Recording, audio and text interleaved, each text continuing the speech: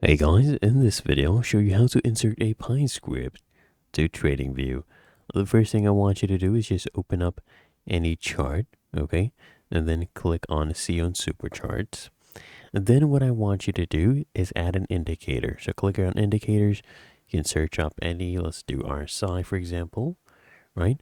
And then you can open this one up, Relative Strength Index. Now once that is opened up, what I want you to do is hover over this, and then you can click here on source code, and right here click on create a working copy. Now what you need to do is I want you to delete all of this, okay? Control A, select everything, delete it, enter your script. I want you to set the name, right? Rename it to anything you want, and once you're done you just go ahead and save your script. And once that is done, you enter a script name.